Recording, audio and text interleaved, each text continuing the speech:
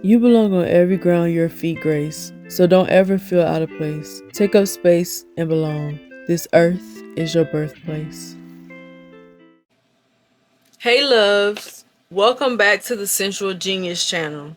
In this video, I'm going to do a review of Where Love Blooms by Kimberly Brown. The prologue starts with Jamison and his wife, Charisse, in bed. She wakes him up because her water broke. He got up and started getting her ready to go to the hospital. He calls her mother to ask her to watch their 3 daughters while he took his wife to deliver their son. She came right on since she only lived a street over. When they got to the hospital, the nurses escorted her to the delivery, and Jameson joined once he parked the car. When he got to the room, his wife was calling for him because she was in a lot of pain. He gets behind her to ease her worries and asks the nurse if it's too late for an epidural. They tell him yeah because she's crowning. His wife tells him she can't do it, but he encourages her to do it. The doctor comes in and delivers the baby. His wife hands him the baby after she holds him for a while, and both of them are like happy and they're giving their baby love and sharing this experience with each other. Then she tells him something is wrong, and then her eyes starts to roll to the back of her head. They take the baby from him and escorts him out of the room. He paces the hallway until they come out and tells him that his wife died. He breaks down. Also, Jamison is also a doctor. He's an anesthesiologist. So he is familiar with this hospital. This is the hospital that he works at. So imagine being a doctor and also having to be in the place of the patient's family. Like, it was hard for him because he wanted to have more power in the situation, but he couldn't because this ain't your lane. Like, you can't be here, you can't deliver this baby, you still got to follow the rules even though you work here. So that made it even harder for him when he got the news. He breaks down, and they give him a moment with her until they have to take her away. Then they tell him to go see his son. He does, and as he's holding him, he struggles with his life. He struggles with what his life will mean without his wife. 2 years later, Jameson is making the kids breakfast, trying to get them ready for school. His mother-in-law comes over to assist him with JJ, who is now 2 years old, while his 12-year-old daughter helps with the youngest girls. The house is a mess, he's running late, and he misses his wife. His mother-in-law mentions hiring help, and he tells her he'll think about it. He gets the girls' breakfast ready to go, grabs some bottles of water, and they all leave once they finally get down the stairs. His mother-in-law takes her grandson back home with her while he takes the girls to school and goes to work. The girls talk his ear off all the way to school. He drops them off and heads to work, realizing how much he needs a nanny. He decides to look for a professional one. He makes his rounds to check on some patients since it's not time for his surgery yet. So, and one of his patients is an older lady. He gave a heart transplant, or he was in the room doing the anesthesia while she got a heart transplant. She flirts with him hard and he plays along with her. So it's showing his character basically, that he's a lovable person, that the patients love him, and he is good at what he does. Like, even though he does anesthesia, because I didn't know the anesthesiologists interact with the patients like that. But well, I don't know if that's, I'm thinking it's a real thing that they do, but I didn't know that. So it was cool to see him, in doctor mode. He plays along with the lady, like, and then he tells her to take it easy and tells her he has to check on his other patients. He continues to make his round, but he runs into his brother, who's being secretive about why he's at the hospital. So he goes to the room his brother went to and looks through the window to see who he's seeing. It's a lady who looks like she got abused by her husband. Jamison recognizes how gentle his brother is being with her, which isn't normal for him, and assumes they're dating. His brother sees him watching them, so he shakes his head at him and continues with his day. Aleviyah is at the house of a client on her last day of being a nanny after 6 months. She's painting with the twins and showing her skills by mediating a fight between them. She quickly resolves it so they could finish their painting. She gets a phone call from the agency she works for about a job being a live-in nanny for Jamison's family. He offers to double her pay and give her a starting bonus if she took it immediately. It sounds good to her, but she asks to meet them first. He agrees, so she's on FaceTime with her sister while picking out something to wear to the barbecue to meet Jamison and the kids and his family. Her sister is talking about how fine and established Jamison is after looking him up. Because when she talks to her sister about it, her sister immediately goes to Google him, and she's telling her like he got money and he's fine. Like, girl, I know you going there for a job, but like you need to be looking for your future husband, basically. Um her sister keeps joking about her ending up having sex with him, but Aleviyah says she isn't going to sleep with her boss.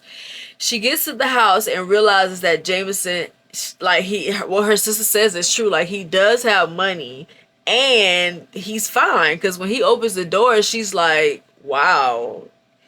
um but she shakes his hand and he invites her in and introduces her to the kids, who seems to really love her immediately. Like, she just has the energy or whatever of just a person who really loves children, and they can feel it immediately. And his family really likes her, and his mom kind of notices him like looking at her, and she's like, how you feel about her? And he like, she good with the kids, like, what else do you want me to say? And she like, is there not more than that? Like, and he like, I'm not about to look at her like that, mom. Like, she's my nanny. And she like, well, okay, I'll give you that. She your nanny, but you still need to open yourself up to dating. Now you got the help. You need to start dating again. Like, everybody is just ready for him to not necessarily forget about his wife, but like move on with his life, because he's literally like living as if his wife is gonna come back one day and she's not.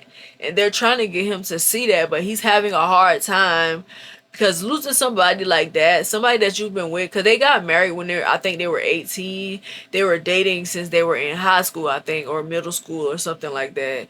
So she literally is all he knows. He's never dated anybody else. They were each other's first in so many ways. So it's like, it's hard to let somebody like that go.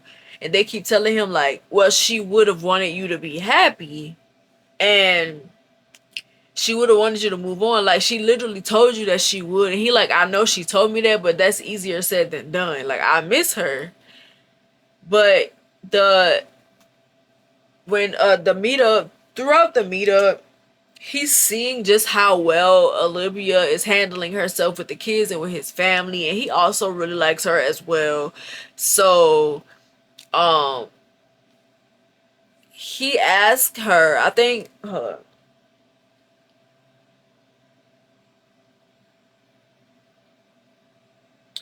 his brother sees him watching her and comes over to talk to him about getting his needs met by her, but Jamison shoos him away.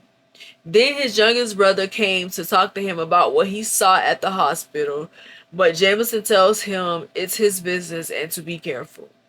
His mother goes over to him after watching Aleviyah with the kids and tells him that she's a perfect fit. She also brings up dating her and starts trying to talk him into dating in general. He tells her he isn't dating his nanny and that he isn't ready to date, period. Aleviyah goes over to them while he's on the grill and asks to talk to him. He passes the rib duty to his brother, and they go in the house to talk. She tells him how well-mannered his kids are and how nice his family is, and she asks him what he expects of her. He tells her he'll need her to cook and clean in the nights that he can't, but says the girls will help her. He also tells her he'll be spending time with them when he's off and she'll have those days to herself. He gets to know her better and asks about her work and personal life. He takes her to the room she'll be living in the basement. She loves it. He gives her time to check it out, and he goes into his office and gets emotional while looking at a picture of his wife and him. What his mom said to him got to him and made him miss her. He pulls himself together just in time because Aleviyah comes to the door, but he opens it before she gets to knock. He invites her in and they talk some more. She accepts the job, so he hands her an envelope with the bonus, the house key, and the security codes. Then they go to the bar for a drink. She mentions not raiding his liquor cabinet because brown liquor turns her into another person. They toast to new beginnings. Aleviyah is having a good time with the kids and she feels good about accepting the job. Anais, the 12-year-old daughter, and her are talking, and Anais tells her that she thinks she's going to marry her daddy. Aleviyah tells her that her daddy and her will be friends at best, but Anais was sure that she was right. At first, Aleviyah doesn't know how to take what she said, but she decides to brush it off. She's like, she's just being a kid. Like, they just want to see their dad with somebody else because they don't have a mom, and they want a woman around. Jamison comes over to talk to Aleviyah, so Anais makes an excuse for them to be alone. The two of them have a conversation, getting to know each other better. Jamison asks her about her family. Um, she and he also offers to help her move in. She accepts his offer to help her move in after he asks her how she feels about it. She tells him she feels nervous but excited too. She thinks she'll get too attached and have a hard time leaving. He invites her to stay for as long as she likes. Then she asks him how he feels about her moving him in. About him helping her move in. He tells her that he's nervous too and he knows it'll be weird at first, but he'll get used to it. They have a moment of silence as they stare into each other's eyes. So even like in their first meeting, they can kind of feel like chemistry there. But of course, both of them are like, that could never happen because he's my boss. She feels like he's my boss, and he feels like she's my worker. So like, I could never do that. Aleviyah clears her throat and tells him she needs to leave so she can start packing. He walks her over to the family and she notices them watching them and whispering. She announces that she's about to leave. Jamison's mom fixes her a to-go plate. Jamison calls the kids to say goodbye. The kids don't want her to go. JJ holds on to her and refuses to let her go, so Jamison tells him that he'll take him to walk her to her car. They get there and he still doesn't want to let her go, but she talks him into going back to his daddy. He cries as she leaves, but Jamison waves to her to tell her he'll be okay. She reluctantly drives off and struggles not to turn around and go back for him. Like, the kids are already like attached to her to the point that they don't even want her to leave to go get her stuff, even though they know that she's going to be their nanny. That speaks volumes.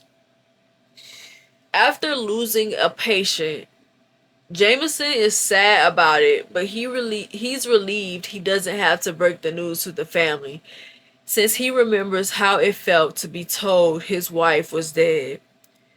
The situation puts him in his feelings, but instead of staying there, he calls his brother Walker and asks him to help him move Aleviyah in the house tomorrow. He has 2 days off work, so he plans to help her move in and spend time with the kids.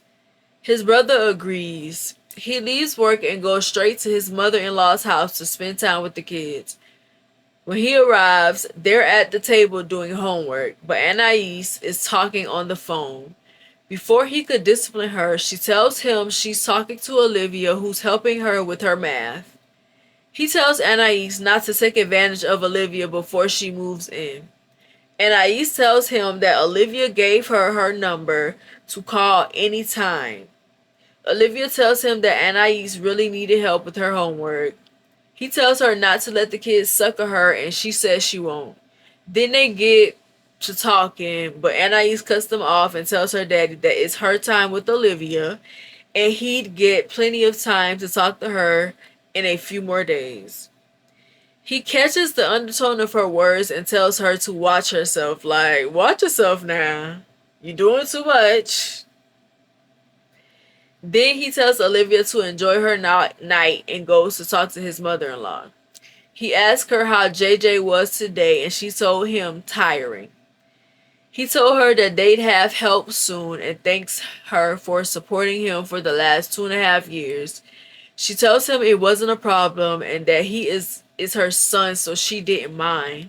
She also tells him to take advantage of his free time when Aleviyah moves in. He tells her he hears her and she asks if he's listening.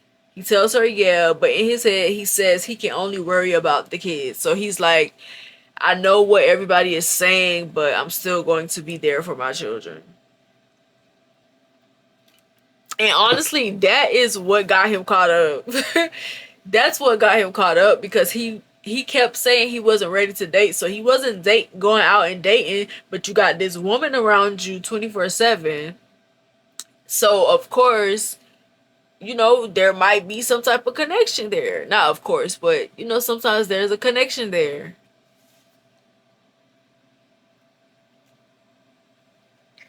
Aleviyah goes home to start packing.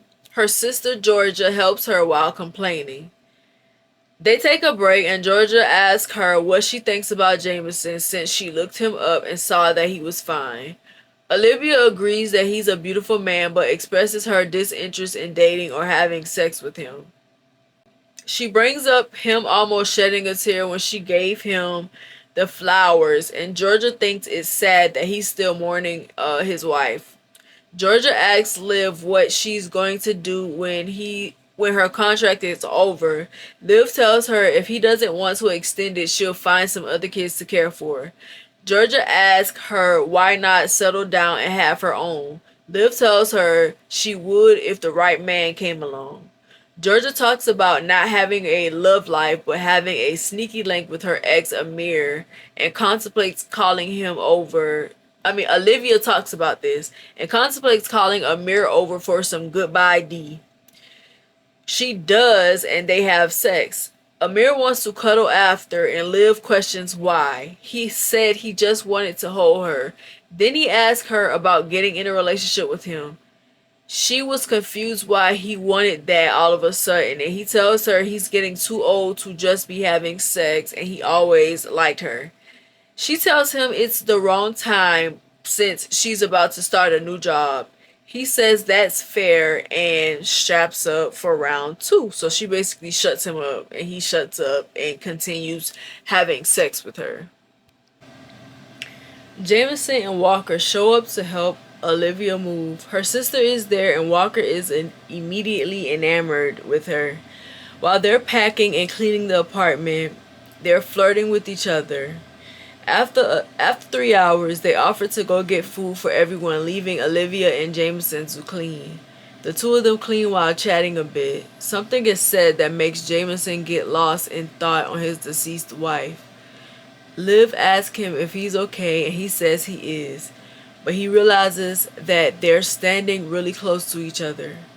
They have a moment where they stare into each other's eyes for a while, but he steps back from her after a while. Then they're interrupted by Georgia and Walker, who are flirting, and Jamison notices how close they seem after being gone for over 40 minutes, but decides to mind their business. They take a lunch break before they take most of Liv's things to the storage and the rest to the house. They get her settled in, and Georgia tells Liv goodbye. Walker offers to walk her out after Jamison does, and Jamison lets him have it. Liv and him talk for a bit, again finding themselves getting caught up in each other. Jamison clears his throat to break their trance and tells her he'll leave her to get settled. He also told her he tried to keep the kids out of her hair for as long as he could and goes to take a shower before they come. Jamison is only able to keep the kids from bothering Liv until they finish their homework. Then they were up under her. She asked each of them how their day was and they answer her. Anais makes sure to let her know how happy she was to have her there. While she's asking Riley how her day was, Riley asks her if she has a boyfriend, but before she could answer, Jamison comes to the basement to get the kids out of her hair. She notices his muscular body and how handsome he was with his glasses on, but talks herself down for finding him attractive. Then he tells her he's cooking dinner.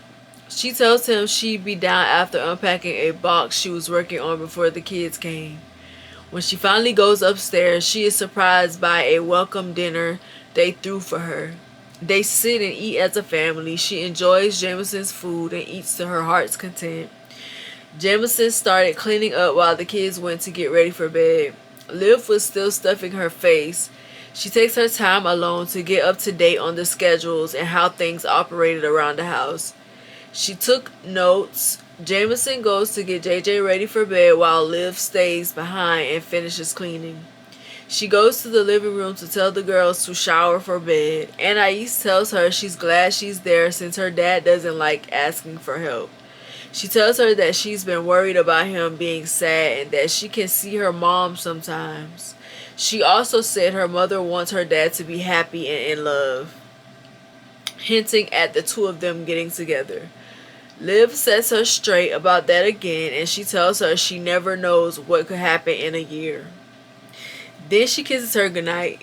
Liv checks to make sure everything is in place and off before she goes to her room. Then she gets started on a chore chart instead of unpacking. You can tell she's excited to take on her new duties. After 45 minutes, she goes back upstairs to make sure everyone is where they should be. The small kids are sleeping and Liv is coming out of the bathroom when she gets Anais is coming out of the bathroom when she goes upstairs. She tells her good night again and goes to her bed. Liv passes by Jamison's room and he hears him talking to someone. She feels bad when she realizes it's his wife. As she walks off, he opens the door and asks her if she needed anything. She tells him that she didn't. She was just checking to make sure the kids were in bed. They wish each other good night and go their separate ways. Liv goes back to unpacking when she gets a call from Amir checking on her. She tells him everything is fine and shares that Anais wants her to be with her dad, and he tells her he doesn't feel good knowing she's there with a single man. She tells him she's there to work, and he insists that niggas could take advantage of her and sucker her out of some vagina. Like, why are you worried about that? Out of all the things you could be worried about, you're worried about her having sex with this man. Typical nigga. She gets annoyed and gets off the phone with him. Then she does her nightly routine and gets in bed. Jamison is woken up out of his sleep by the smell of bacon. At first, he panics because he forgets about Liv for a second, but a voice in his head reminds him before he overreacts.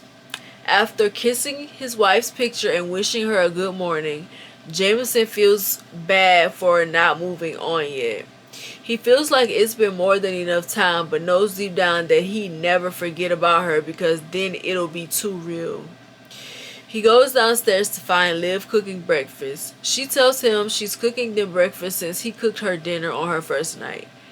He liked the sound of that and tries to reach for a piece of her bacon, but she pops his hand. He laughs and compares her to his mother. She tells him her mother was the same.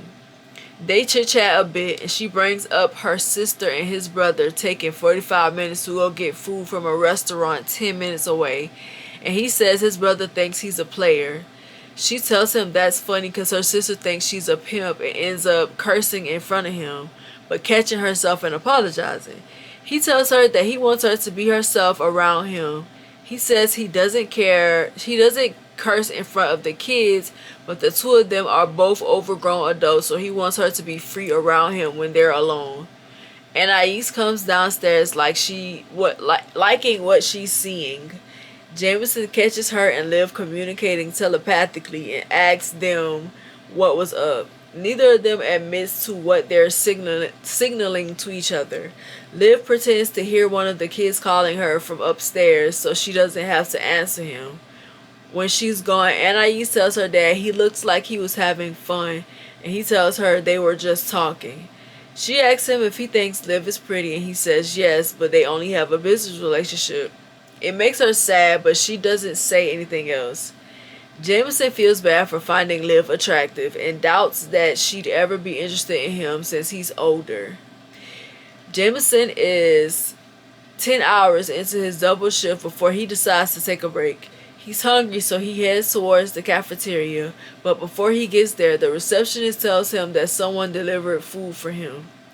He realizes it's from his brother's restaurant, but before he can call to thank his brother, Liv texts him to see if he got the food.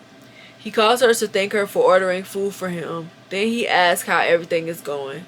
She tells him it was a piece of cake and that they were watching a movie. She tells him the chores are done, so be prepared to give extra allowance. He laughs that his kids can be bought, but she tells him to think of it as them learning the value of hard work. He reminds her how lucky they are to have her. She tells him he's going to give her the big head if he keeps it up with the compliments. She tells him she'll let him go so he can eat while he can, and they hang up. I had to stop recording because my camera went dead yesterday, but I just waited until today because I have more content to record today. So let me get back into it. Aleviyah gets through her first week of being a living nanny. Jamison, the kids, and her are in the backyard painting while Anais is at a sleepover. She recognizes Chelsea's talent as she checks out everyone's painting. They all laugh at Jamison's stick figures. Then she tells the two girls to wash the painting off JJ. Jamison and her starts discussing the kids. She tells him that Chelsea has real talent, and he says she gets it from her mother. He also says she wants to follow in her mother's footsteps. Liv says that's amazing and tells him how great the kids are. He tells her he doesn't know if he does enough as a parent. She tells him they are a reflection of him when he isn't around. He tells her flattery will get you everywhere. They stare at each other until the two girls start screaming. They turn around and see JJ wetting his sisters up. They laugh and they go to help, but ends up getting wet up too. All of them are tickled because he's getting them good to say he's only two. Liv slips and pulls Jamison down with her, so like they fall on top of each other. The girls finally get the water off and makes sure Liv and their dad is okay. Jamison gets called into work. The girls are sad he has to go in, but he promises to make it up to them since he was off the next day. Liv takes the kids to get changed while Jamison goes to get ready for work. On her way to get changed herself, she passes by Jamison's door and gets an eye full of his schlong. Like, she is shook. Like, when she sees him naked, she is shook. Like, oh my god. Like, but also, if this man is as big as you say he is in this book, I would expect, I guess, not necessarily, because it don't always be given that. But that was a cute moment with them painting with the kids, and then like them ended up in a water fight with the baby spraying them with the water. And this is how the love sneaks up on them, because they're like just spending time with the kids together. Like, even though Jamison, neither of them are in the mindset of we want to date each other, they're still spending a lot of time together with the kids, and also not even just spending time with the kids, but their guard is down because they're around the kids. So things that would be hard to connection that would have been hard to create if they kept their distance is easy because they're both like involved with the kids. Now, if Jamison was one of those dads that just let his nanny take care of the kids and he just worry about work and bills and stuff, they probably wouldn't have caught feelings for each other. But because he is hands on and he always around the kids unless he gotta work, it puts both of them in a vulnerable situation because they're vulnerable around the kids. Everybody gonna be vulnerable around. This is why I don't like meeting people's kids, because I know those kids are going to make me more vulnerable than that person. Like, I can have my guard up around him, but if he bring kids around, let me stop telling my secrets. I don't do that on the internet, so let me stop. But anyways, y'all get what I'm trying to say. So Riley comes upstairs to ask her if they could make cookies, making Jamison turn his attention to her, looking at him. He goes to close the door while Liv answers Riley. She's embarrassed but tries to play it off. The next day, Jamison takes the kids to the beach, but Liv gets ready to go to a day party with Georgia. When she gets there, Georgia and her greet each other and she hands Liv a drink. Georgia asks about Jamison and Liv tries to avoid the convo, so Georgia knows something is up. Like, she was literally telling on herself. She finally tells her that she saw him naked and that she knows she'll have to tell him that it wasn't on purpose. Georgia tells her it was on purpose, but she shouldn't say anything if he doesn't. I love Georgia because Georgia is so real. She like, girl, don't lie. It was on purpose. You definitely saw him on purpose, but don't say nothing.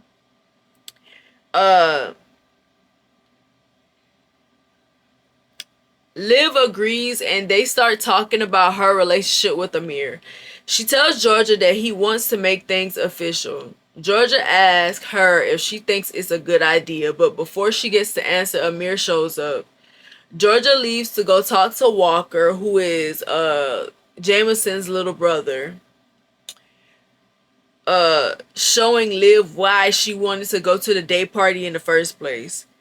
Amir asks Liv if she's still mad at him, and she says no, but he knows she's lying. She admits to herself that she's still mad at him because she is attracted to Jamison, because he was right, basically. He asks why she didn't call him, and she says because she was busy, but he points out that she has free time now but still didn't call. Then he kisses her to change her mood. He tells her to enjoy the party with him and then he'll make it up to her later. She calms down and hopes having sex with him gets her mind off Jamison. Jamison comes home from work, gets in bed, and goes to sleep. He wakes up to his kids jumping on his bed, reminding him that he promised to take them out for the day. He gets up and they all get ready. After breakfast, he puts them in the car and goes to get Anais so they can start their day. He takes them to the beach and shopping and then back home. They go to his room and watch movies until they all fall asleep. He wakes up to them sleeping on him and takes a picture of them to post on his Facebook. Then he carries them to each of their beds and goes downstairs to clean up. He starts to worry about Liv because she hadn't gotten home yet, and it was after 11. As soon as he was about to call her, she walks in the house looking good, making him like her more. He notices that she walking like she got her back blown out, and questions if she really went with her sister. Then he checks himself for thinking that way about his nanny. He asks her if she had fun and she told him yeah. She tells him she wants to talk to him, but he stops her since he knows what it's about. He tells her it's forgotten. He was just glad it was her and not the kids. She asks if they have fun and he says yeah. She tells him they're lucky to have him as a dad and says she wishes she had her dad. He tells her that's sad, but her dad missed out on a dope daughter. She thanks him and he tells her she's welcome. He tells her she looks nice and says And she says thanks, but tells him she better let him go back to cleaning. He invites her to watch a movie with him, and she tells him give her 30 minutes to shower. When she comes down, he hands her the remote so she can choose the movie. They banter back and forth about movie taste. It leads to her asking him if he misses his wife. He tells her yeah. She admits to hearing him talk to her. They talk about the kids seeing her too. She tells him Anais told her she sees her mother and her mother wants her father to be happy. He says that sounds like Anais. She asks him if he'll ever start dating. He tells her he doesn't know if he could learn to love another woman. She tells him she thinks he's scared to love another woman because he'd feel like he was replacing his wife. He agrees that he does feel that way. She tells him that loving another woman wouldn't be disrespectful to his wife and that he deserves love. Then he reaches over and sandwiches his hand between hers. He asks her if she's single. She says yes. He asks why. She tells him she got caught up taking care of other people and neglected herself. He tells her she needs to take her own advice, and she agrees. She says one day someone will speak to her love language. He asks her what's her love language, and she says physical touch, and she should have never told that man that because he was like, okay, bad. This is why I don't answer questions like this with men. This is why I be like, I don't really know. Like, yeah, what's your love language? I don't know. I have to think about that. Because you're not about to use my you're not about to assess me and use the things that you learn about me against me. He says he loves affection because he grew up getting it from both parents. That's why he's that way with his kids. She tells him that the kids are definitely able to have healthy emotional relationships because of it, because of the way they express themselves. She says sometimes she's a little envious because she didn't have that with her dad, but she loves watching him with them. He tells her he's sure there's someone waiting to love her the way she deserves. She blushes and thanks him. He lifts her chin and tells her she's beautiful, then caresses her cheek. See, he already using it against her now. They get caught up in a moment for a while. She's about to confess something to him until Riley comes downstairs saying she had a nightmare. He tells her they'll have to take a rain check on the movie and goes to tend to Riley. Riley asks him if he likes Liv, and he tells her that he can't because she's the nanny. She asks if she wasn't, then could he like her, and he tries to redirect her train of thought. She sighs but drops it and goes to sleep like he tells her to. He thinks he's entering dangerous territory because he has a thing for his nanny and there was nothing he could do about it. This is the moment, this is like the changing moment for both of them. They both are realizing that it is harder to just focus on a business relationship between the two of them because they're spending so much time together. And all of that time they're spending together is allowing them to get to know each other in a way they wouldn't have even known if they dated. Because sometimes when you date, you still kind of have a guard up and you don't even get to the meat of a person until y'all catch feelings. But they literally are getting to the meat of each other and they're not even dating. Liv wakes up with last night on her mind, saying that things could have gone farther. Although Although it's her day off, she still gets up and tends to the kids, making her rounds. Then she went to cook them breakfast. Jamison comes down there and takes a sausage patty off her plate. She threatens to kick him out of his kitchen if he steals any more food. He asks her what she's going to do about it and feeds her a piece of the sausage. That physical touch.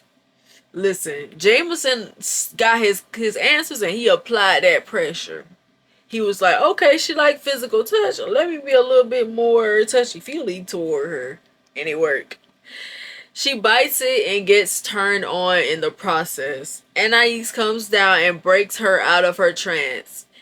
She greets them and brings up the water fight in the backyard. Her father mentions falling, and she teases Liv and him about falling for each other. I love Anais because she is so me when I was a kid. Like, I'm gonna tell the truth and nothing but the truth.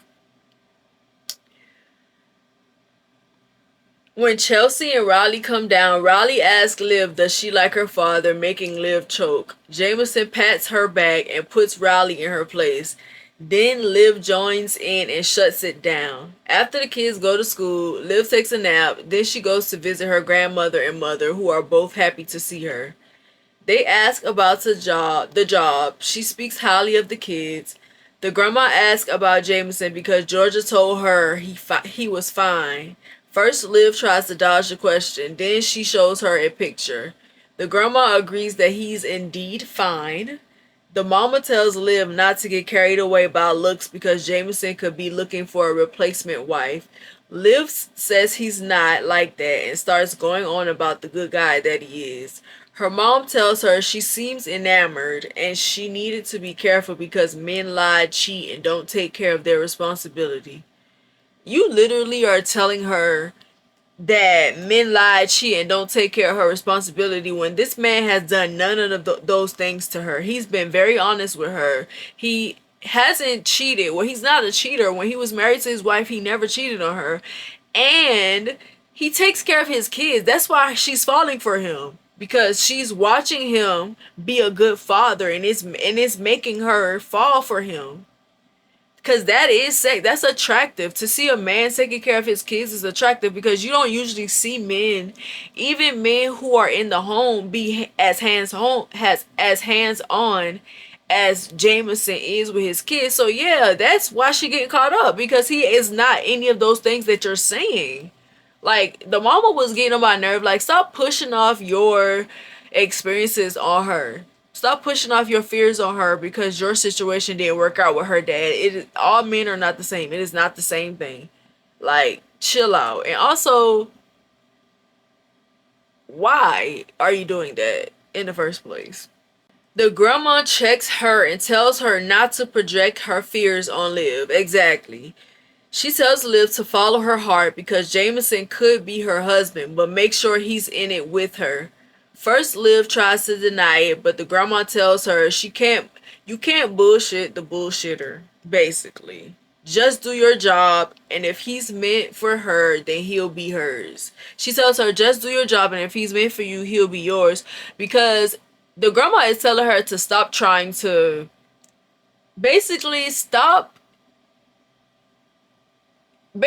standing in your own way. Like you never know what is you never know what may happen. This man may very well be yours, but you're standing in your own way by trying to only look at him as like business, which is professional to do so. You shouldn't go into a situation like that expecting to make this man fall in love with you or fall in love with this man because that's inappropriate.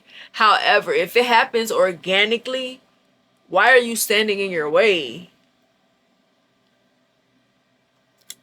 Liv nods. In her head, she admits that Jamison reminds her of her granddad and uncle, so he reminds her of a familiar love, which was hard for her to shake. Jamison goes to visit his parents while the girls are in school. He asks his brother about the woman he saw him with at the hospital. His brother gets emotional at first, and JJ called him out for cursing, so they go sit on the porch. Cartel is his brother, so Cartel tells him everything, how they met, the problem she's having with her man. I'm sorry, but I got a scratch right here for some reason. I don't know where it came from, but it's irritated, so that's why I'm doing it. Um, but he tells her everything about the woman. He tells her how he feels about her and things like that. Reese and Walker, his other two brothers, pulled up while they're talking. Reese asks about JJ and Liv, making Jamison snap at him. They ask him if he's changed his feelings about her, and he says she's just the help. They tell him to stop fronting like she's not beautiful. Walker tells Jamison that he saw her with Amir kissing him. It makes him upset, but he tries to hide it. Reese tells him if he's not going to pursue her, then put him on. Jamison threatens him and they all laugh at him, saying they knew it. He finally admits to being attracted to her, but says he shouldn't be. He admits to himself that Liv has him doing things he wouldn't normally do after only knowing her for 3 weeks. After a day at his parents' house, JJ and him went to go get the girls from school, picked up Chinese, and headed home. All of the kids went to their own vices, leaving him alone. He tries to find something to watch on TV, but couldn't, so he turns music on from Pandora. He sits down, drinks a little bit, and listens to music until he gets hungry. He warms up some Chinese food as in the microwave.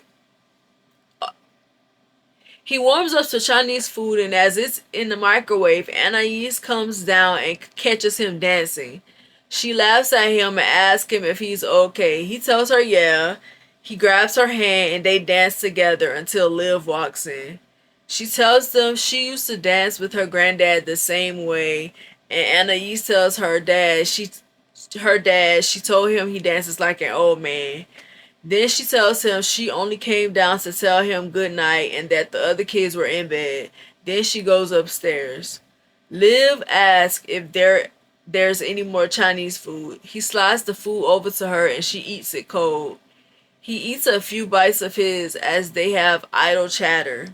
They stare at each other and she asks him if there was anything on his mind. He said plenty. She asks like what?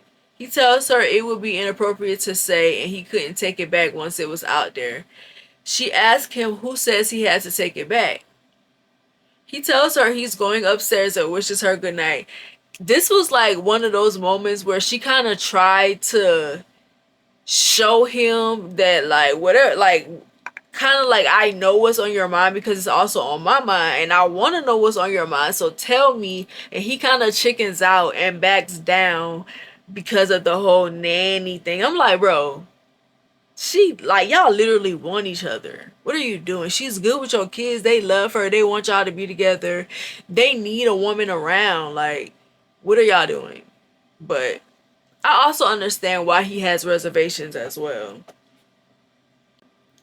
She grabs him by the shirt, tells him good night, like grabs him, like making sure he looking in her eyes, and she like good night, and then she like switches off to the basement so she can watch, so he can watch her walk away.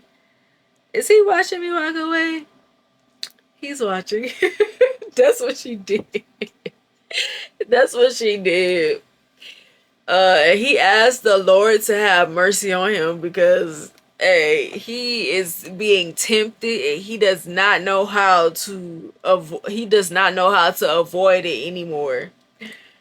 It's actually really funny how they are trying to avoid their feelings for each other, but it just keeps making them like each other more. It's crazy.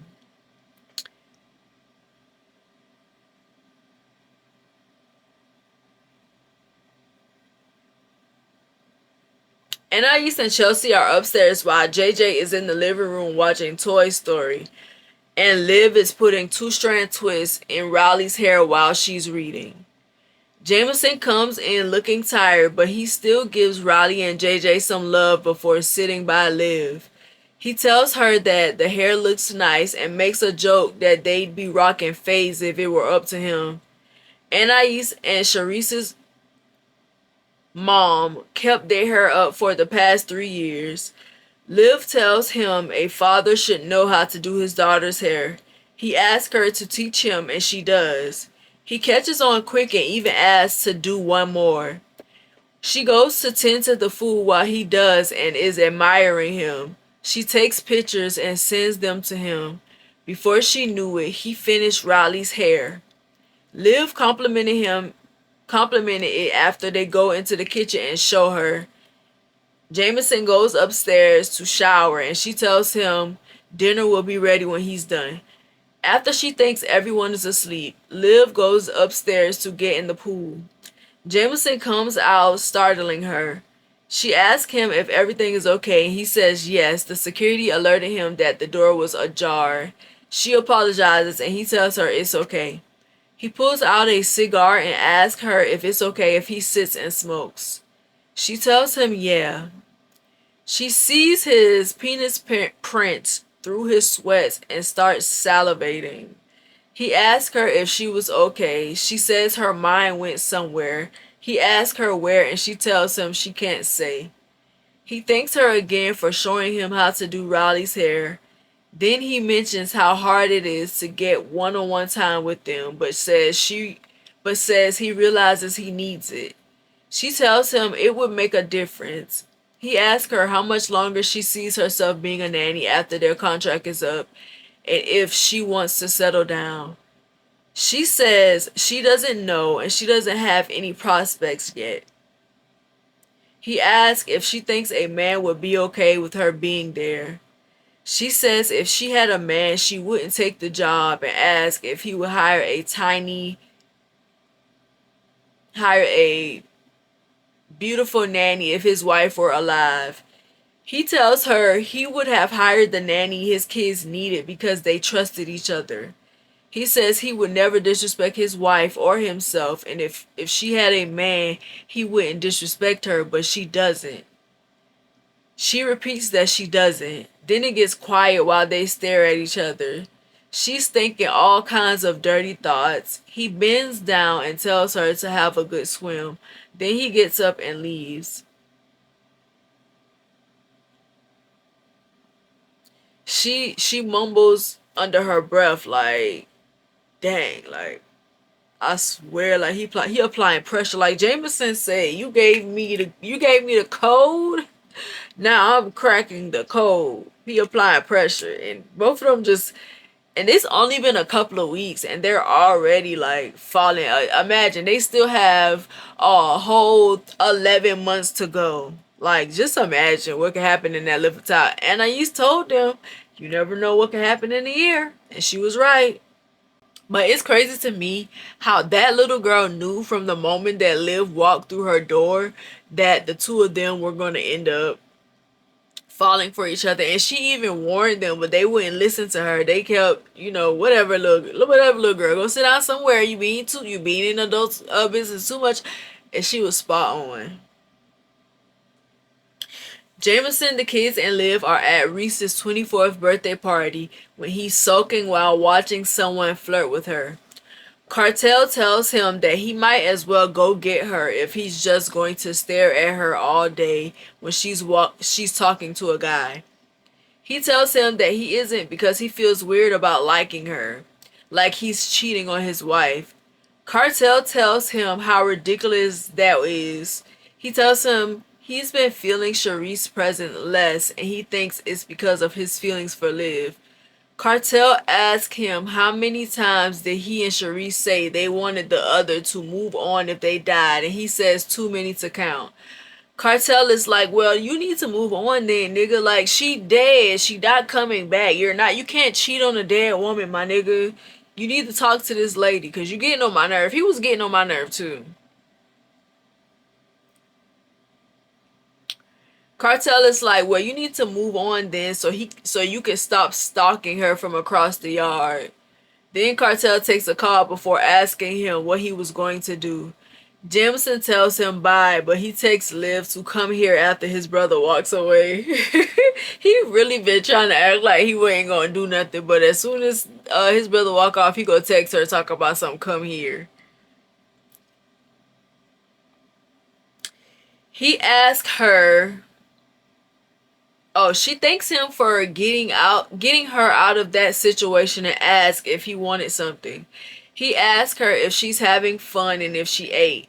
She tells him yeah and no, so he offers to fix her a plate before escorting her in the house to do so.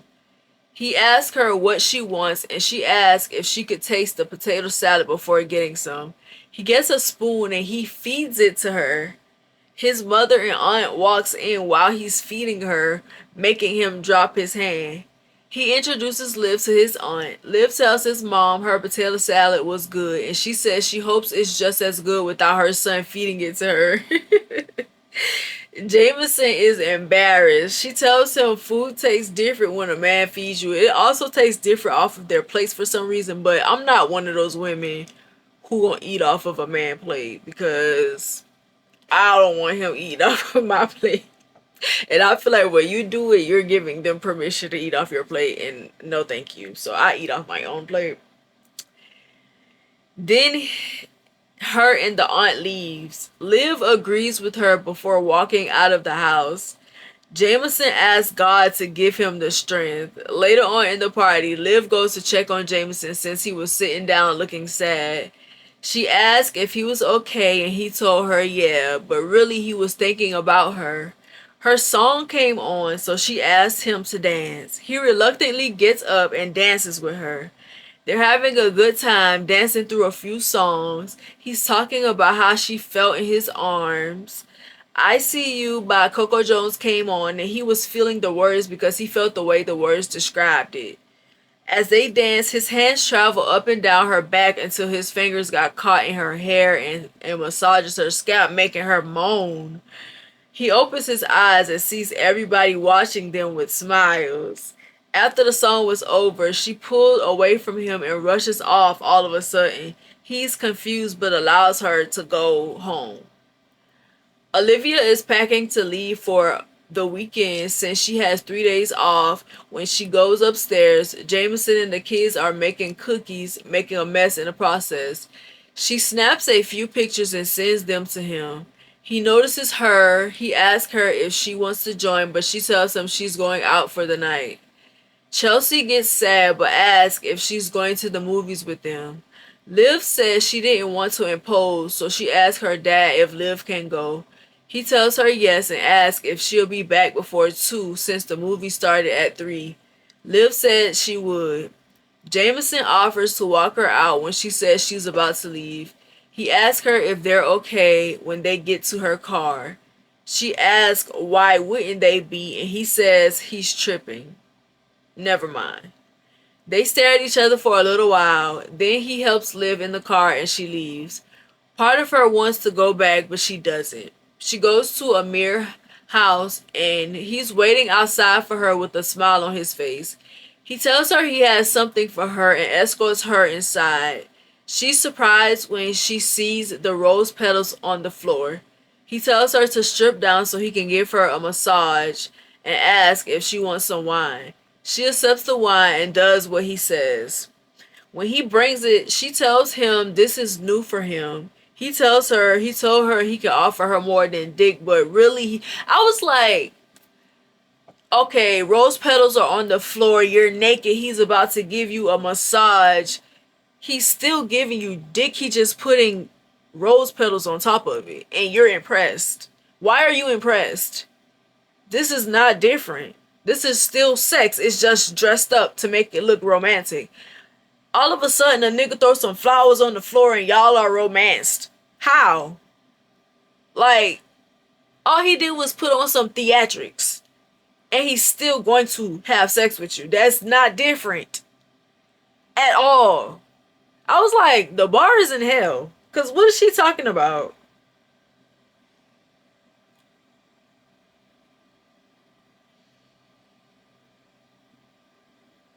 Okay.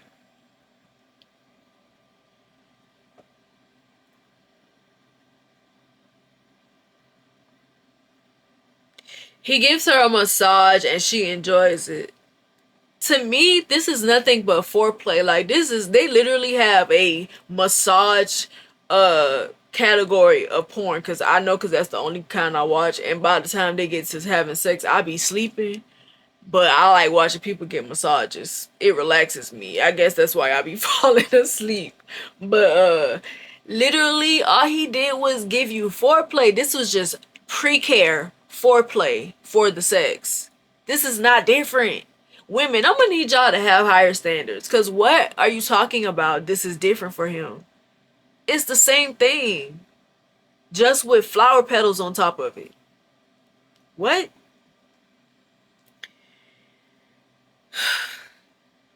He gets her all hot and bothered. Then they have sex.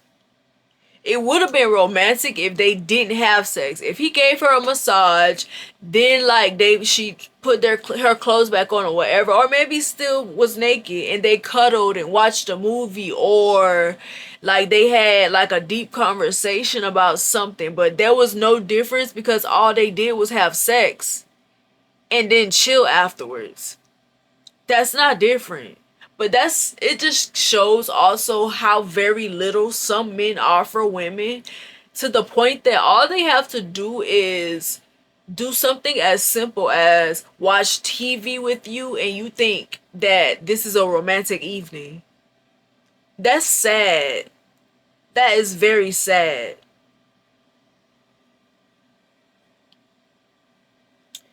He runs them a bath afterwards, which is just aftercare. But to her, he's now boyfriend material after coming up with a more creative way to have sex with her. However, she still feels a disconnect. I wonder why. Because he didn't do anything different, bruh. That's why you feel a disconnect. He didn't do nothing. He didn't put no feelings, no emotions in this. All he did was dress sex up. There was no deep conversation. He could have changed he could have changed your perception by not having sex with you after he did that. That would be the only way he would make me feel like he did something different. If we didn't actually have sex and we actually talked about something deep, or we did some activities like maybe played a game or something like that and it was non-sexual, that would have maybe. But as soon as a man put his hands on you to massage you, sex is 100% coming afterwards. I have never seen a man just do a massage and it just be that, a massage. No, it's always pre-care for sex, always. Like, but whatever, what do I know? I don't really date that much. So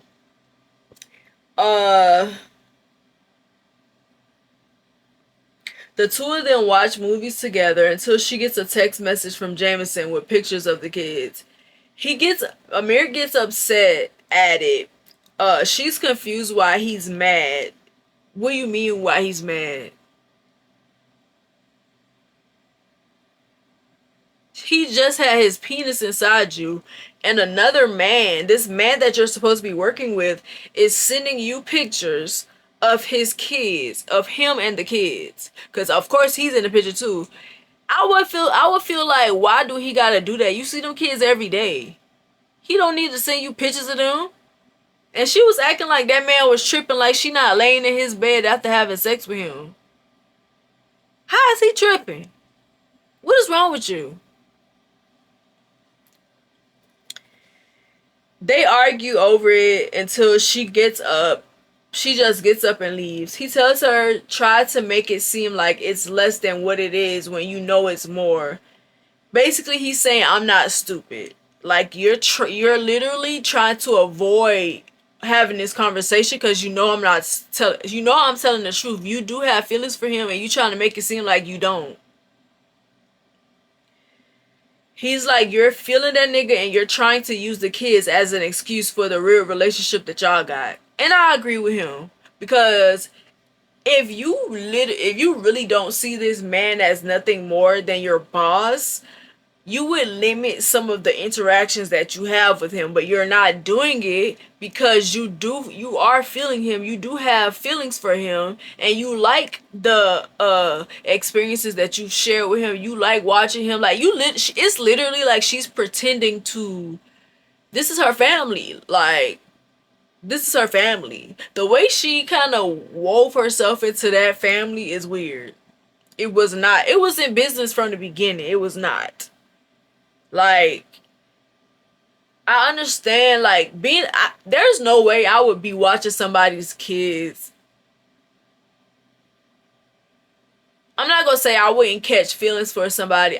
There is no way that I could catch feelings for somebody when I'm their nanny. But if I'm truly going into this situation, because I feel like the door was open for a relationship to happen between the two of them, because before she even really got to start working for them, her sister is already done looking this man up. She sees pictures. Now her sister, everybody has been putting it in the air that, hey, y'all might, and this also, which is I'll talk about more at the end, but it's also very weird for the family and everybody to, soon as they saw them together in their minds, hey, they can end up together. Hey, why are y'all not open to being together? Because they're a man and a woman. Because he's a single man and she's a single woman. Why couldn't she just have been his nanny? Why couldn't she just have gone and worked for him and do her job? Because if it was a single mother and a woman nanny, that wouldn't have crossed nobody's mind, would it? But because it's a man and a woman, because it's a man and a woman, there has to be romance between them. It can't just be a business relationship or a platonic relationship. It always has to be a romantic one. And I wonder why we as a society see things like that. That is why it's so hard for us to be friends, because it's always looked at as a man is a woman's possible husband. You're not just a friend. People are going to look at them as, and they're going to keep pushing the issue. Why won't y'all just date? Y'all might as well just stop playing with each other and just date. Y'all know y'all got feelings for each other. Why can't we just be friends with each other? Why couldn't this have just been a business relationship? Soon as they walked in, it was put out there that there was a possibility that they were going to be together before they even knew who each other were. And that's an issue that I feel like we don't talk about a lot. But let me continue. Jamison is in bed lonely when he gets an alert that someone was coming inside the house. He texted Liv and asked if everything is okay. She tells him she just decided to come home. Then she asks him to make her a drink. He goes downstairs and does. And also, why would you do that?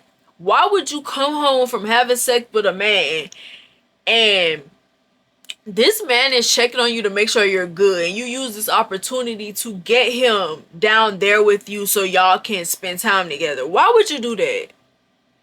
Why? You could have just been like, yeah, I'm good. I just came home or whatever. I just decided to come home. I'm about to go to bed.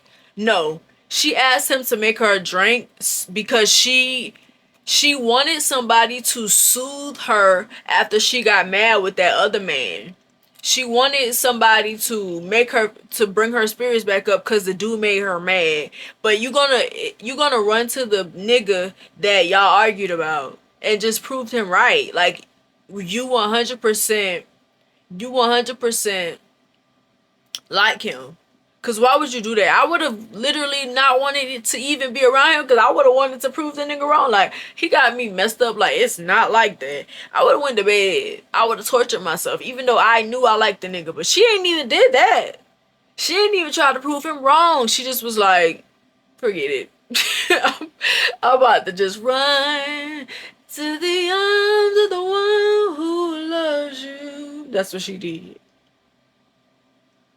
Anyway, he texted her and asked if everything was okay, and she tells him she just decided to come home. Then she asks him to make her a drink. He goes downstairs and does, of course, because the nigga is lonely. She downs the first drink he makes, and he makes her another one, and she takes a sip this time. He asks if she's okay again. She opens up to him about Amir and asks if she's a bad person, because she basically tells him that he wants more from her, but she doesn't want more, and she's told him from the beginning that it would never be more. Yeah, you did tell him that it would never be more, but why are you allowing him to go further? She was stringing this man along. I don't care. She cannot run from that. She was stringing him along to try and get over Jamison. And she knows she don't want him, so why are you accepting his affection? Stop accepting his affection. Stop having sex with him if you don't want him. You know he like you. At the point which a man tells me that he is interested in me beyond what I want, I'm going to stop talking to him, because I know it's only going to make things worse. Why do people not do that though? They'll be, I always told you that it wasn't more than it was. You already knew what it was. Yeah, you're saying that, but your actions are saying something different. You're allowing him to do things that is beyond what your relationship with him was. It's not just about sex. Now y'all are spending time together. Y'all are doing things together. You know you don't like him, so why are you doing that? I would not allow it. I just wouldn't. Because people gonna, their feelings are gonna grow and it's gonna make them resent you. So why would you string somebody along like that? Jamison tells her that she's not a bad person. Um, he tells her she's human. She starts crying and he comforts her. They get close for a minute. Then she asks if she can cash in her rain check to watch the movie. He tells her yeah. They go into the living room and continue talking. She asks him what does he like to do for fun. He tells her golf, arts, and eating. She tells him she could tell since he's always sneaking food. He says she's a great cook and she said that's thanks to her granny. She tells him about Georgia telling her granny that he was fine. He asked if she agrees when she showed her the picture and she said yeah. He tells her he was used to patients that act like her granny and she asks if he's McDreamy from Grey's Anatomy. He tells her he doesn't know who she's talking about and he tells her he doesn't usually watch shows that remind him of work. She asks if people hook up at the hospital like they do in the show and he tells her he's sure they do. She says temptation is a B and asks him if he's ever wanted something he isn't supposed to and he says yeah. She asks him what he did about it and he says torture himself. He's talking about her. She tells him he deserves his heart's desire and he tells her what if it's her. Me, her. I'm shocked. She's shocked. He's shocked. We all are shocked. Cause what? You've been running from this girl for this whole time. Now all of a sudden you bold. You want to tell because she been with that nigga and you know you can smell that nigga on her. You can smell that nigga on her breath. That's what it is. He says she's so beautiful. Being close to her is torture. She's so shocked. She starts stuttering when he says he wants to kiss her. Then he does. They make out and he puts her on his lap. Then he pushes her off after feeling guilty about it. She apologizes and he tells her it's not her and runs upstairs as she's calling his name. He goes to his room and reminisces about his wedding day. He feels like he's cheating on his dead wife by having feelings for Liv. He says he doesn't want his kids getting attached to her and he doesn't want to get attached to her. And he concludes that he might as well put a nail in the coffin now and keep things professional between them. After you done kissed that girl, grow up. Grow up. Cause what? You could have put distance between y'all by telling her, no, I'm going to just stay in my bed. Like, you should go ahead and get you a drink yourself and go to bed. I'm going to stay in my bed. Because when we get closer, when we get alone and we start to drinking and we get close to each other, things start happening and I ain't in control of that. If you really and truly don't want to fall in love with that person, you would keep your distance as much as you can. And neither of them were doing that. The next morning, Liv is wondering why Jamison stopped kissing her. She keeps hearing him tell her it wasn't her and thinks it's his wife. She feels foolish for possibly misinterpreting his actions. Wanting to escape her head, she gets out of bed to get coffee and breakfast. When she gets upstairs, the kids are all in their own world. Anais is talking to Jamison when their eyes connect. When she sees her daddy isn't listening to her, she tells him he could at least speak to Liv. Then she tells Liv she saw them staring at each other before kissing her cheek and walking off. Liv tells Jamison good morning. Then she goes to fix herself some coffee while he's staring at her. He tells her that he apologized for kissing her and that they should keep things professional so mistakes like that won't happen again. Liv gets stuck on the fact that he called it a mistake and is hurt. She pours her coffee out and goes back to the basement. He tries to grab her, but she pulls away from him and tells him it's fine. Riley asks her if she's ready for the movies before she's able to make it downstairs. She's trying to hide her tears so She tells Riley she isn't feeling well, so she won't have to go to the movies with them. Riley pouts and asks her dad to make Liv some soup. Liv declines, but Riley asks him again. Jamison sends the kids upstairs to get ready for the movies, giving Liv a chance to go downstairs. She gets in bed and sheds tears. While she's wallowing in her pity, trying to come to grips with her reality, Georgia calls her and asks to come over because she could feel that Liv needed her. The bond that they have is so beautiful. Like, Georgia is always knows when something is wrong with Liv. And Georgia is the little sister, but she kind of gave me big sister vibes. She kind of gave me, like, intuitive, introspective, like empathetic, big sister vibes. She was always showing up for Liv like that.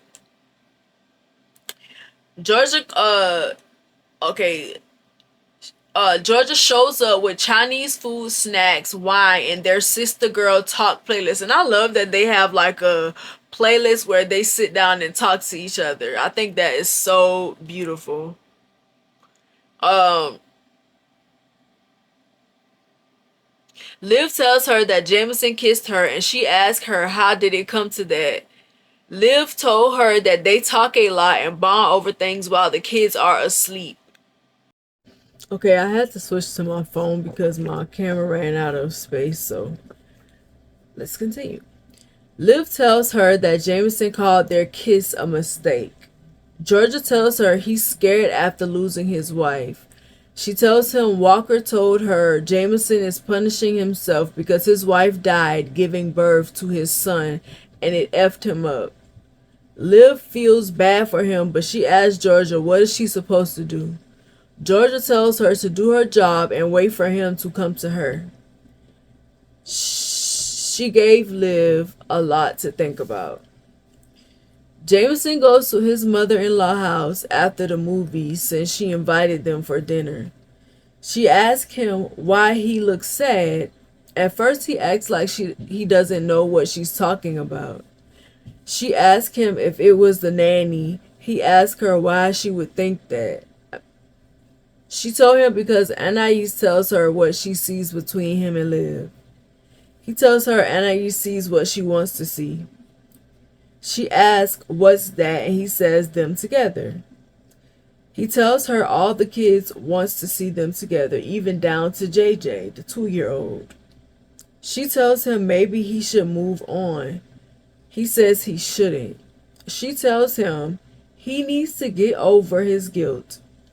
He tells her Sharice was her daughter. How could she say that? She says because she knows Sharice would want him to be happy. He starts ranting about not wanting to be with no one else, and he knew it was a bad mistake to hire a nanny, and maybe he should fire Liv. Anais overhears him and tells him he can't fire Liv, and she slams the door and marches outside. He goes after her and tells her she can't slam the door and leave without permission. She tells him he's being unfair and he can't take away the best thing that's ever happened to them. And she says Liv is like a mom to them. He yells and tells her Liv isn't her mom. She tells him if he fights her, she'll hate him. He looks up and sees Liv at the door. So he tells Anais to go and think about what she just said because she can't take stuff like that back. She runs into Liv's arm and he goes and sits on the porch at his mother-in-law's house. He's thinking that they had a mother that lived then and Sharice was there. But his thought is stopped by her voice saying, but I'm not here. He basically said that they had a mother when Sharice was there and like he heard her voice saying, but I'm not there. He looks around and doesn't see anyone, so he shakes it off and goes to the porch. He has a memory of a time the two of them stood outside watching the sunset until it started raining. She wanted to stand in the rain and kiss, so they did. He clearly misses her and is afraid to let her go. It would have gotten on my, if I was Liv, it kind of would have gotten on my nerves, but I would have understood. But at the same time, it's like, bro, she's dead. Let it go. You don't gotta forget her. You can still honor her. You can still keep her memory alive, but you need to move on. Because you confusing that girl. If you're not going to move on, leave her alone. Stop doing stuff that makes her think that you want her.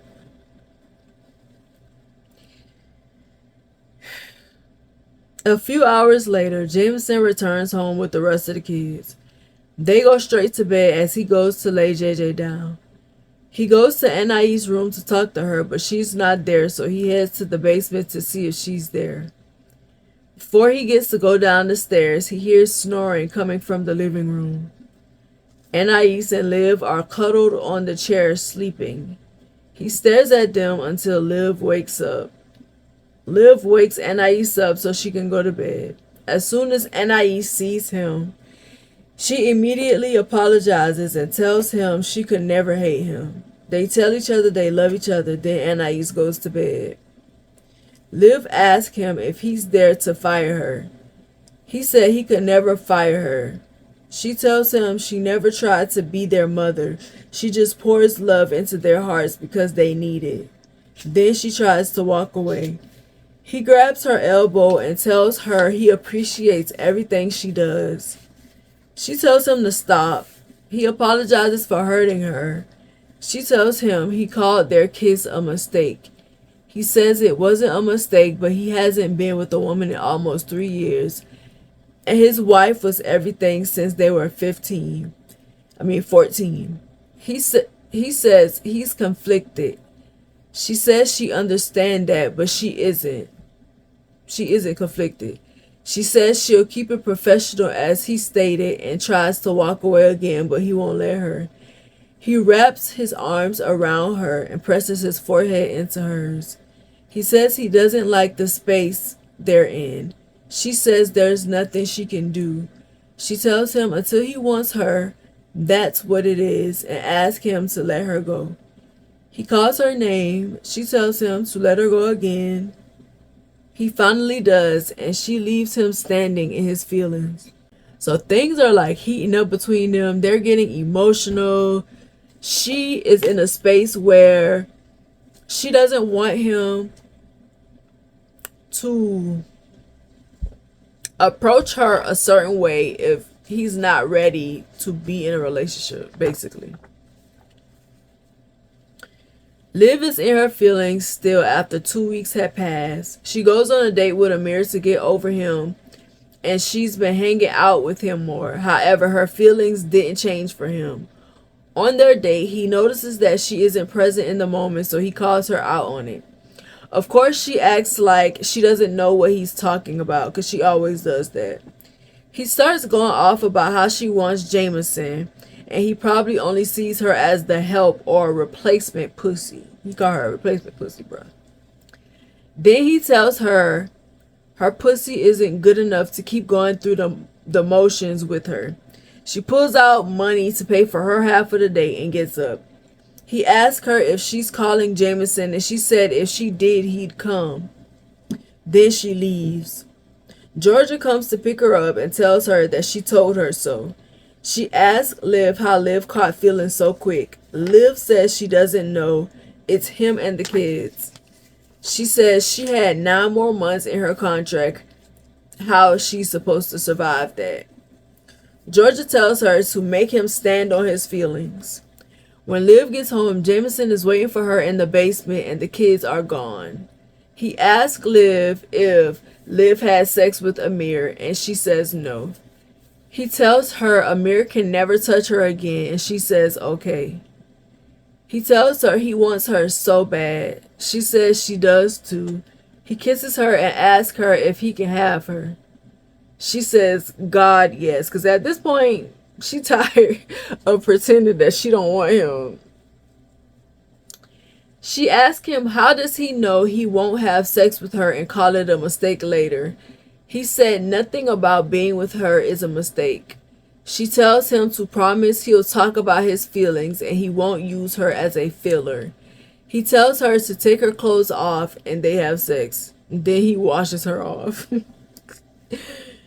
Jamison is in his feelings about what happened between Liv and him, but in a good way. He is finally able to let her into his heart.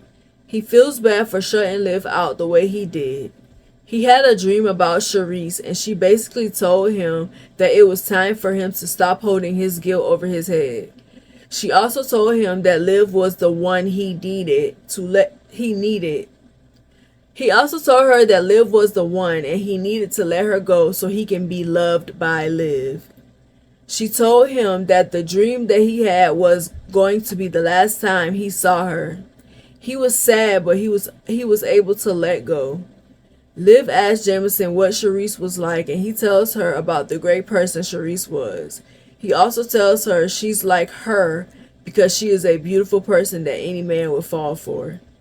They get on the subject of the kids, and he tells her he wants to raise kings and queens.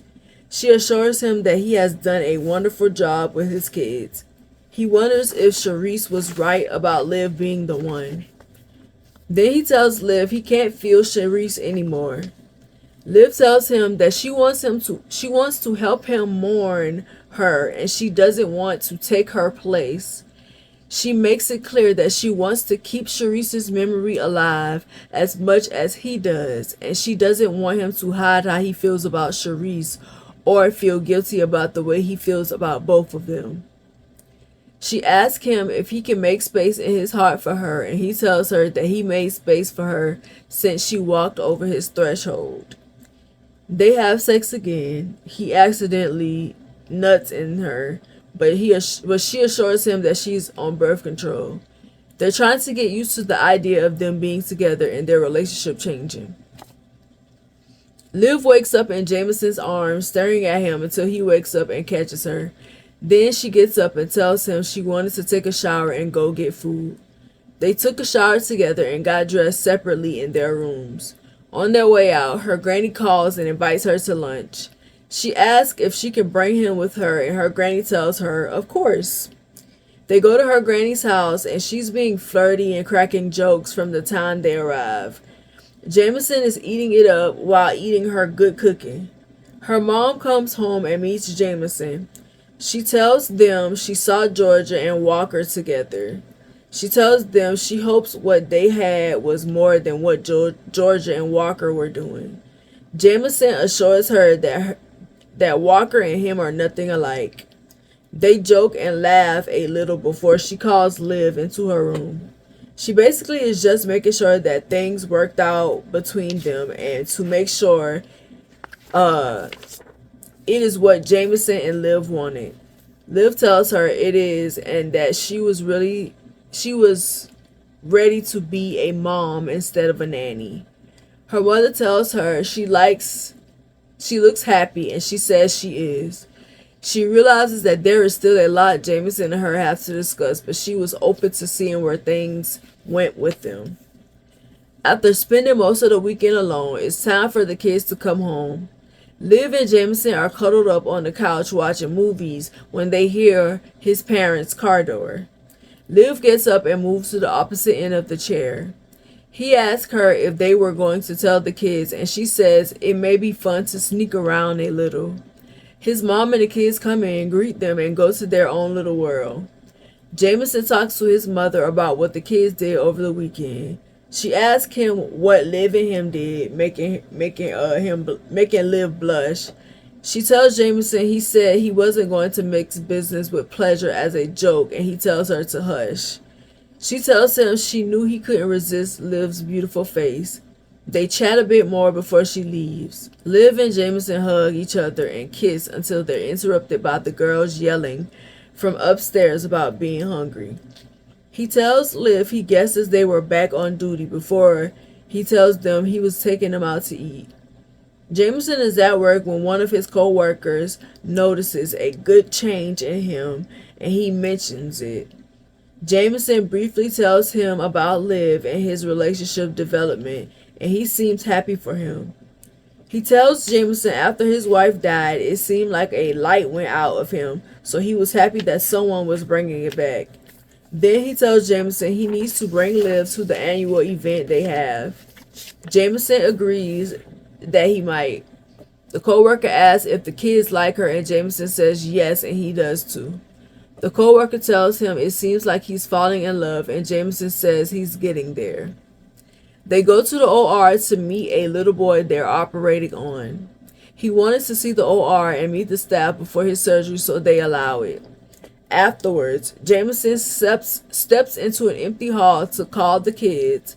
He tells them he loves them and he loves being their dad. They express their love to him too. Liv tells him he made her cry and that he is amazing. He tells her that he has to remind them every once in a while, especially since he's operating on a kid. They tell each other they miss each other and gets off the phone. Liv invites Georgia over for dinner. Georgia tells her what Amir posted about her on Facebook and said she checked him. Liv tells her she saw it before she blocked him. Then she fills her in on the development of Jamison and her relationship. Anais ends up coming in the kitchen to ask if everything was okay because Georgia was being loud. Georgia tells her everything is fine and tells her she heard she was a dancer. She tells Anais she's a professional dancer. Anais asks if she's a stripper and she tells her no. But she dances for a company and announces that she's going on tour with a famous singer. After Anais brings up her father liking Liv after Georgia mentions her relationship with Walker, Liv makes her go back in the living room.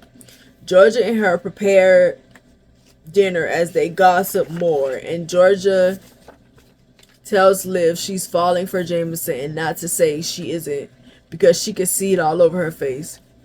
Jamison comes home, goes straight to Liv, and kisses her like Georgia isn't there. Georgia reminds them that she is though, and she tells them it's her cue to leave.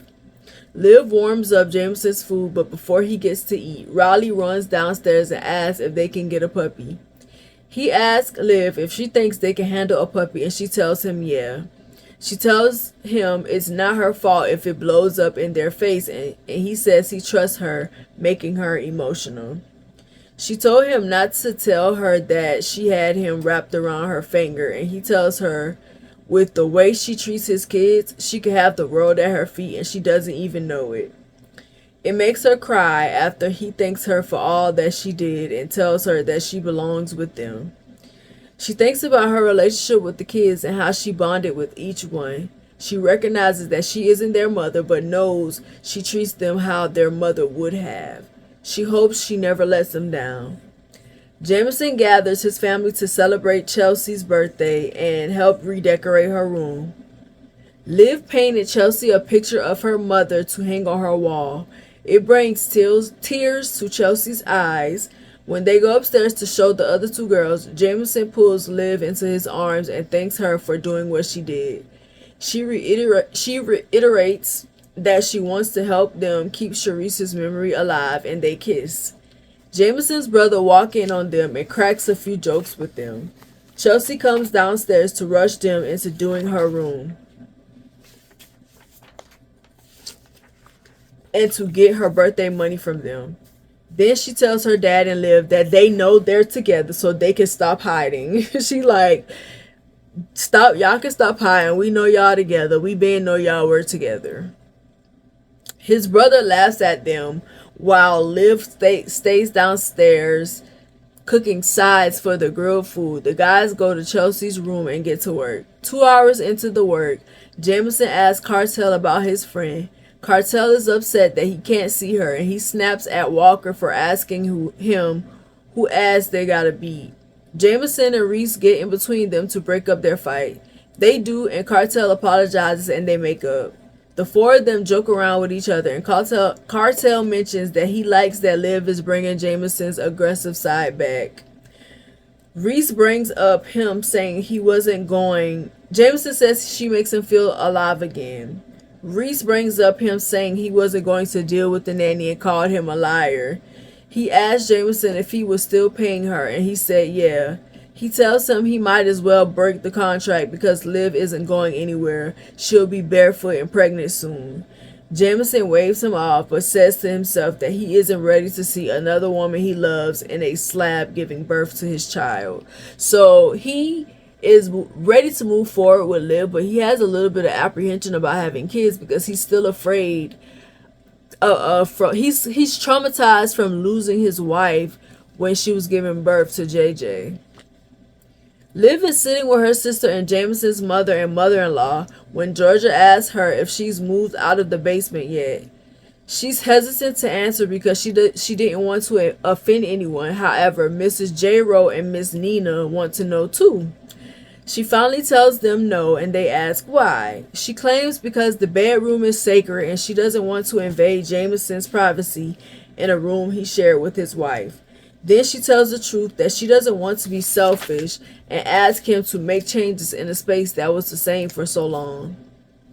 Mrs. J. Rowe tells her that Jamison is understanding and she should voice her concerns. Liv asks if it would be selfish of her to do that. Georgia tells her to just listen to the man's mama because he knows him best. Then she tells them that Liv hates confrontation, but she doesn't mind saying what's on her mind.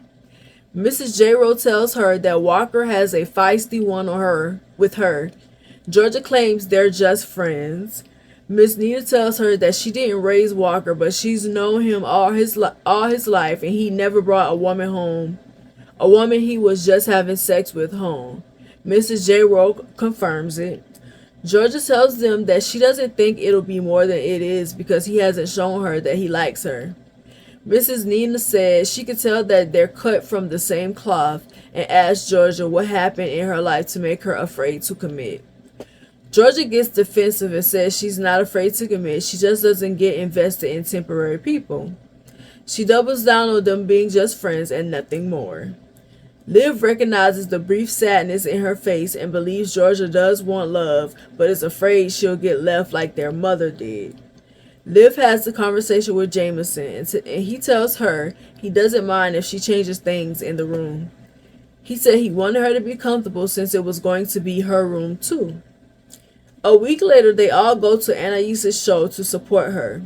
Liv and Jamison had finally had a talk with the girls to officially tell them about the new developments of their relationship. Of course, they were happy. They've been being affectionate in front of them. On the way there, they stop at the gas station and Liv runs into Amir. Amir gets his discretions off his chest about her playing him. She apologizes to him and reminds him that she never led him on. You did string him along. You did lead him on. Like, it's okay to admit that. Even though you told him that it would never be more than what it was, you still did things that was more than what it was. So you did lead him on. It's okay. Just apologize and keep it moving. She tells him that he needed to take accountability too, and she's right, he do. He does too, and tells her he was in his feelings because he always regretted not giving their situation a real chance. He tells her pussy was good and it made him want to love her.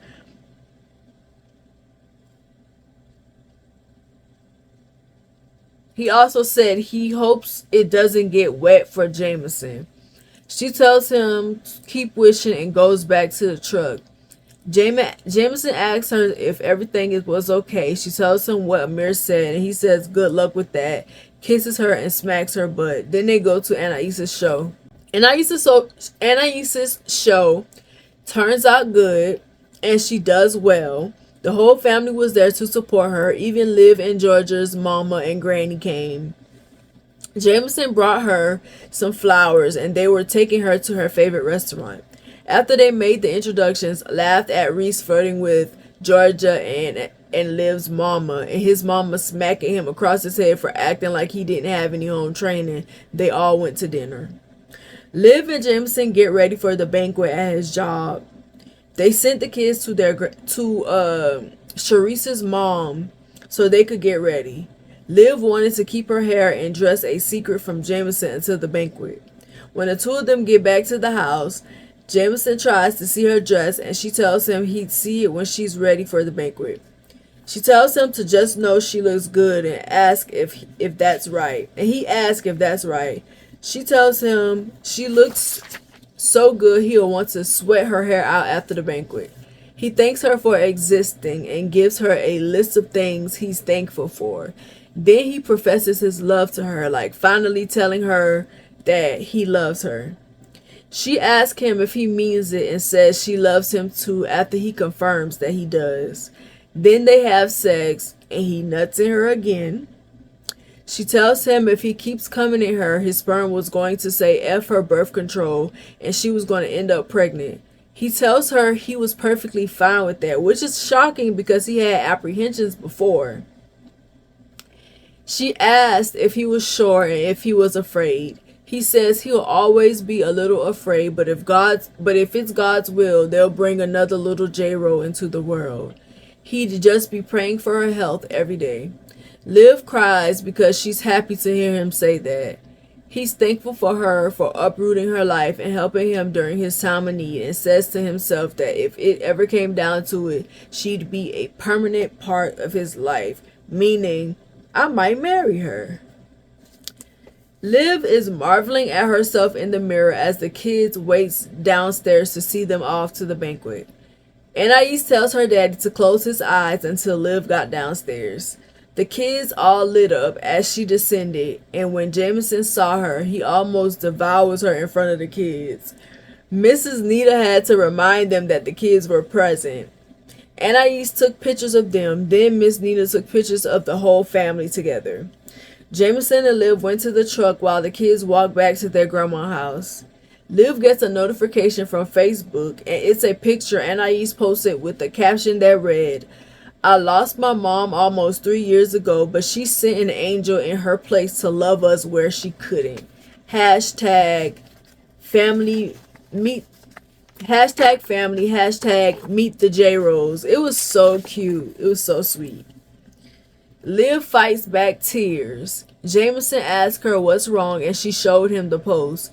He tells her she had been claimed, like you're not going anywhere. She tells him there's no place she'd rather be.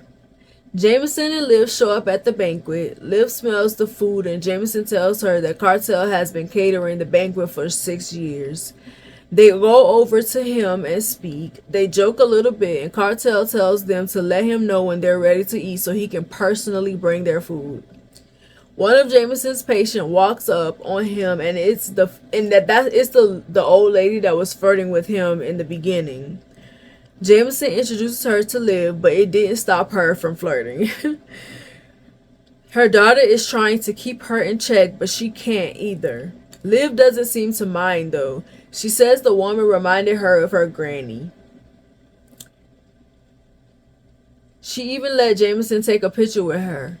After she meets a few of his co-workers, they go sit at their table. Jamison nods at Cartel to bring their food, but while they're waiting, he's touching Liv on the sly and whispering in her ear how he can't wait to get her home. She tells him don't make her find an empty room or bathroom for them to sneak into. Cartel catches Jamison before he reaches Liv's vagina when he comes to bring their food.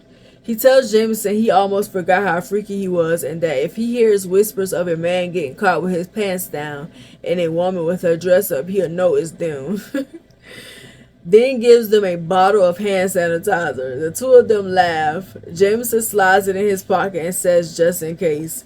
After they had enough liquor and food in their bellies, they snuck to a conference room to have a quickie. Jamison ends up having to pull the car around to the back exit because Liv's makeup was streaking. They go home and have sex a few more times while talking about how grateful they are that they met, and Jamison telling Liv he was going to keep paying her through the agency and he'd take care of her as well. Jamison tells Liv that he's in it with her. She tells him that she's with him too.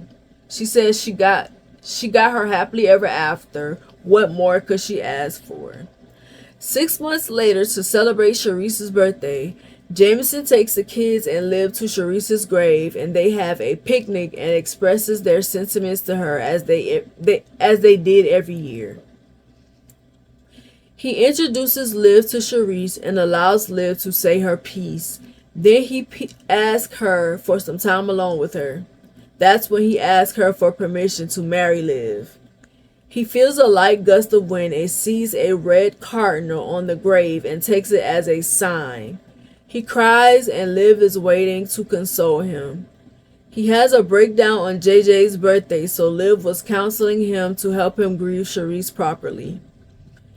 He asked her mother and grandmother for their blessing and had them help him pick out a ring and plan the engagement dinner disguised as her birthday party. Sharice's blessing was the last thing he needed before he was ready to propose. Jamison and the kids woke Liv up on her birthday with the birthday song, cake, lots of gifts, and lots of love. She opened each of the kids' gifts and cried more and more as she saw each one. Then Jamison blindfolded her and walked her to get her last gift for now. He took her outside and showed her her new car. She asked to drive it, but he tells her she will in a few. But he needed her to get dressed so they could go to her next surprise. She did as he said. They all got dressed and got into her new SUV. She got in the driver's seat and asked Jamison where to. He tells her to the gas station and he was driving the rest of the way and held the blindfold up. She drove to the gas station and when he gets to the pump, he gets out to pump the gas. She asked the kids for a hint where they were going. Chelsea told her it was a surprise. When Jamison got back in the car, he put the blindfold on her and drove to the location. She was dying to get out of the car as soon as they got there, but he told her to let him help her out. He walked her to the spot and took the blindfold off her. His family and hers were gathered there. They yelled out surprise to her. She told him she couldn't believe he did all of that for her. He tells her it gets better and gets the mic from the DJ. He's giving a speech, and as soon as he dropped down on his knees, she's screaming. He barely got through his speech before she had already said yes to his proposal. He asked her to let him get his speech out, and she did. Of course, she said yes. They tell each other they love each other, and they kiss as their family cheered them on. I give this book a 10 out of 10. I enjoy reading it so much. And I also even times, I don't know if I'm the only one, but sometimes I have like a craving for romance. And since I'm not dating right now and like, I'm not in a rush.